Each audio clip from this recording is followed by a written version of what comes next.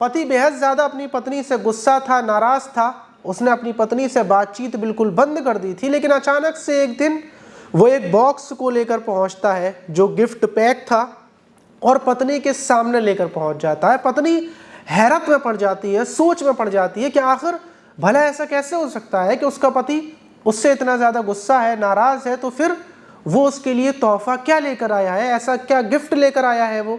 और उस गिफ्ट को ले जाकर जब वो अपनी पत्नी के पैरों में रखता है और पत्नी उस गिफ्ट को, उस बॉक्स को जैसे ही खोल कर देखती है तो उसकी चीख निकल जाती है, क्योंकि उस बॉक्स के अंदर उसकी पत्नी के प्रेमी का कटा हुआ सर था।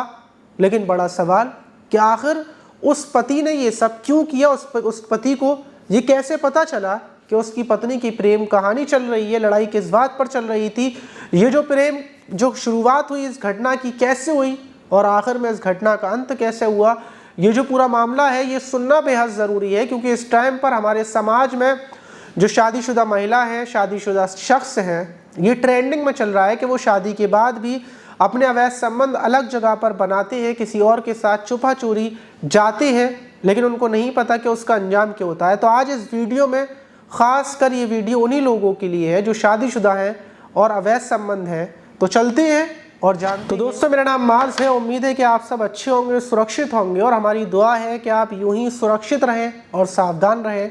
नीचे जो सब्सक्राइब वाला बटन है उसको दबाकर हमारे चैनल से ज़रूर जुड़ जाइएगा।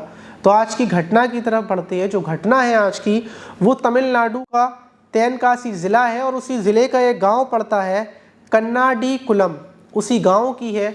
वहाँ पर रहने वाला वेलु स्वामी नाम का शख्स जिसकी उम्र 24 साल थी, उसकी शादी 2 साल पहले वहीं की एक लड़की से होती है। लड़की का नाम था ऐसा कियालमल उसका नाम था। उस लड़की के साथ 2 साल पहले उसकी शादी होती है। उसको जो लड़की मिली थी वो उसको बेहद ज़्यादा पसंद थी, वो उससे प्यार करता था। अब जैसे कि शादी के बाद सबकी ज़िंदगी नॉर्मल चलती है, वैसे ही वेलु स्वामी की ज़िंदगी नॉर्मल चल रही थी। वो सुबह काम पर जाता, शाम को वापस आता, अपनी पत्नी के साथ खुश, आगे की प्लानिंग कर रहा था कि हम थोड़ी बहुत ज़मीन खरीद लेंगे, ये कर लेंगे, वो कर लेंगे। और अपनी पत्नी से ये भी बोल रहा था कि अब शादी को इतना टाइम हो चुका है, एक बच्चे की भी तैयारी करेंगे, एक बेबी आएगा, ज़िंदगी अच्छी रहेगी। लेकिन शादी को महज 1.5 साल होने के बाद वेलु स्वामी देखता है कि उसकी पत्नी अब उससे ठीक से बातचीत नहीं करती। जब वो पति काम से वापस आता है, ना ही उससे वो बातचीत करती है, ना ही किसी बारे में चर्चा करती है। जब भी वेलु स्वामी घर आता है तो वो देखता है कि उसकी पत्नी फ़ोन पर किसी से बातचीत कर रही है। उसके आने के बाद वो फ़ोन काट देती है और फिर फ़ोन पर मैसेज टाइप करने लगती है, बड़े ही मुस्कुरा कर। वेलु स्वामी एक दिन इसको देखता है, 2 दिन, 3 दिन, जब ज़्यादा दिन गुजर जाते हैं, रोज़ का यही हो जाता है, तो वो एक दिन फ़ोन को चेक करता है, अपनी पत्नी से पूछता है कि आखिर तुम किससे बातचीत करती हो, कौन है। तो वो बोलती है मेरी फ्रेंड है जिसकी न्यू शादी हुई है। तो वो मुझसे पूछताछ करती है कि आखिर शादी के बाद क्या होता है, क्या मामला है। तो मैं उससे बातचीत करती रहती हूँ, वैसे भी मैं पूरे दिन घर में अकेली रहती हूँ, बोर हो जाती हूँ, तो इसलिए फ़ोन को यूज़ कर लेती हूँ, फ़ोन पर बातचीत कर लेती हूँ। मामला वेलु स्वामी इस बात पर यकीन कर बात ख़त्म कर देता है। अब 1-1.5 महीना इस चीज़ को गुजरा ही था कि वेलु स्वामी के एक दोस्त बताता है कि हमने तुम्हारी पत्नी को आज बाज़ार में एक के साथ बाइक पर घूमते हुए देखा था और वो बाइक पर जिस शख्स के साथ घूम रही थी वो अपने ही गांव का मुर्गन था। मुर्गन की उम्र 26 साल थी, वो भी वहीं पर अपने पिता के साथ खेती बाड़ी करता था। मुर्गन शादीशुदा नहीं था। अब जब ये बात वेलु स्वामी को पता चलती है तो वो आग बबूला हो जाता है। उसका दिमाग ख़राब हो जाता है कि वो अपनी पत्नी के लिए सुबह से निकलता था, शाम तक काम करता था, शाम को वो वापस आता था अपनी पत्नी के लिए पैसे लेकर कि उसकी पत्नी खुश रह सके, सब कुछ रह सके।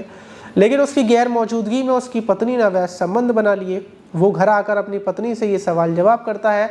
पत्नी बोलती है कि नहीं, वो मैं मार्केट गई थी और वहाँ पर मुझे गाड़ी नहीं मिल रही थी, इस वजह से मैं मुर्गन की गाड़ी पर बैठ गई। ऐसा कोई मेरा मामला नहीं है, क्योंकि मुर्गन हमारे गाँव का है, इसलिए मैंने अपना समझकर उसकी गाड़ी पर बैठ गई, वरना मैं गांव में कब तक वहां पर खड़ी रहती। ये वो बातों को घुमाकर बात ख़त्म कर देती। लेकिन पति को अब शक हो गया था, इसलिए पति अपनी पत्नी पर नज़र रखना शुरू करता है और वो एक दिन उसको फ़ोन पर वीडियो कॉल करते हुए पकड़ लेता है। फिर वो अपनी पत्नी के साथ मारपीट करता है, मुर्गन के पास पहुँचता है, मुर्गन से बोलता है कि देखो मैं शादीशुदा हूँ, मेरी पत्नी है वो, हम दोनों की अच्छी खासी फैमिली है, सब कुछ है, तुम बीच में घुसकर जो टांग अड़ा रहे हो, उससे हमारा परिवार टूट रहा है, शादी हमारी टूट जाएगी। इन विवादों में मैं अपनी पत्नी को तलाक दे दूंगा, तलाक देने के बाद तुम भी उससे शादी नहीं करोगे, ये बात मुझे पता है। जब मुर्गन से ये बात बोली जाती है और वो ये भी बोलता है कि दुनिया में ढेर सारी लड़कियां हैं जो जवान हैं, जिनकी शादियां नहीं हुई हैं, तुम क्यों एक लड़की की शादीशुदा ज़िंदगी को बर्बाद करना चाहते हो, एक परिवार को क्यों तोड़ना चाहते हो। ये बात वो मुर्गन को समझाता है, अपनी पत्नी को समझाता है, वापस घर आता है। उसको लगता है कि उसकी पत्नी ये सब बंद कर देगी, क्योंकि पत्नी बोलती है कि आगे से गलती का कोई मौका नहीं मिलेगा। लेकिन फिर 2-3 महीने गुजरते हैं और वो पत्नी को रंगे हाथों एक साथ घूमते हुए बाइक पर फिर पकड़ लेता है। और पत्नी इस बार कोई सफाई नहीं देती, ज़रा सी भी सफाई नहीं देती। वो बोलती है साफ वेलुस्वामी से कि मुझे तुम्हारे साथ नहीं रहना, मैं जा रही हूँ। और वो अपने पिता के घर चली जाती है, अपने पिता के घर ही जाकर रहने लगती है। वो 1.5-2 महीने से अपने पिता के साथ रह रही थी और पिता को भी ज़रा सी भी परवाह नहीं थी, किसी को कोई परवाह नहीं थी। इधर दूसरी तरफ जो वेलुस्वामी था वो सच्चा प्यार करता था, अपनी पत्नी से बेशुमार प्यार करता था, इसलिए वो अपनी पत्नी को तकलीफ़ नहीं दे सकता था। लेकिन पत्नी अब किसी और के साथ प्यार करने लगी थी, तो अब वो चाह कर भी अपनी पत्नी को वापस नहीं ला सकता। अक्सर लोगों के साथ ऐसा ही होता है, लोग जिससे प्यार करते हैं वो किसी और से करता है और वो उसको समझता नहीं है, यही होता है। और ऐसा ही वेलुस्वामी के साथ हो रहा था। इन सब चीज़ों के बीच अचानक से 22 सितंबर को वेलुस्वामी अपनी प्रेमिका के घर पहुंचता है, जहां वो पिता के पास रह रही थी, एक बॉक्स लेकर, और उस बॉक्स को ले जाकर अपनी पत्नी के पैरों में रख देता है। पत्नी समझती है पता नहीं उसका पति क्या लाया है, इतने महीनों से बातचीत नहीं हुई है, शायद कुछ गिफ्ट लाया हो। जैसे ही पत्नी उस बॉक्स को खोलती है तो उसमें उसके प्रेमी मुर्गन का कटा हुआ सर था। वो इसको देखकर चीख जाती है, पिता भागता हुआ आता है।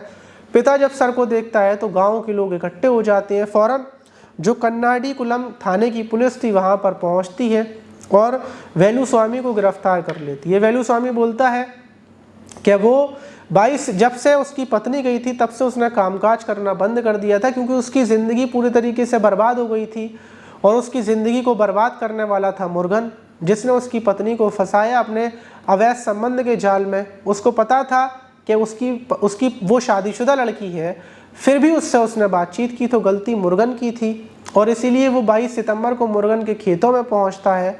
मुर्गन वहाँ खेती बाड़ी कर रहा था और उसी बीच वो धारदार हथियार से मुर्गन के ऊपर हमला कर देता है। मुर्गन जब तक कुछ समझ पाता, वो उसके धड़ से उसके सर को अलग करता है और जो बॉक्स लेकर गया था उस बॉक्स में सिर को रखकर अपनी पत्नी को गिफ्ट कर देता है कि देखो, मैंने तुम्हें बहुत समझाया, तुम अगर मेरी बात मान लेती तो तुम्हारे पास मैं होता, मेरे साथ एक अच्छी खासी ज़िंदगी होती, लेकिन तुमने लालच में, मुर्गन के लालच में मुझे धोखा दिया, मुझे छोड़ा। अब ना ही तुम्हारे पास मुर्गन रहेगा, ना ही मैं रहूँगा। तुम एक तरीके की विधवा हो गई। अब तुम ज़िंदगी भर अकेली रहोगी और इस बोझ में रहोगी कि तुम्हारे अवैध संबंध की वजह से 2 ज़िंदगियाँ पूरे तरीके से बर्बाद हो गई। तो इस घटना को बताने का मकसद हमारा ये था कि जिन लोगों की शादी हो गई है या जो लोग किसी से प्यार करते हैं, तो वो सिर्फ़ और सिर्फ उसी से प्यार करें, ज़्यादा के लालच में इधर उधर ना जाएं। क्योंकि अगर आप ज़्यादा के लालच में इधर उधर जाएंगे तो पहली बात तो जो चीज़ आपके पास है वो पहले ही आपसे दूर चली जाएगी, और हो सकता है क्या कोई क्राइम की घटना हो जिसमें आपकी भी जान चली जाए, या फिर आप जिससे प्यार करते हैं उसकी जान चली जाए, और हो सकता है आपको जेल रहना पड़े, या फिर जिससे आप प्यार करते हैं उसको जेल रहना पड़े। कुल मिलाकर ज़िंदगी बर्बाद है, ख़त्म है। तो इसीलिए जितना है थोड़ा बहुत है, टूटा फूटा है, बेकार है, आप उसी में खुश रहें और सुकून से अपनी ज़िंदगी जिए। आप इस घटना पर क्या बोलना चाहिए कमेंट बॉक्स में ज़रूर बताइएगा। और अगर आप चाहते हैं, आप कहाँ से हैं, किस जगह से हैं, कमेंट बॉक्स में अपना नाम लिखिएगा। अगली बार हम आपकी अगली वीडियो में आपका नाम लेंगे और आपको बताएंगे भी। मिलती है किसी और वीडियो में।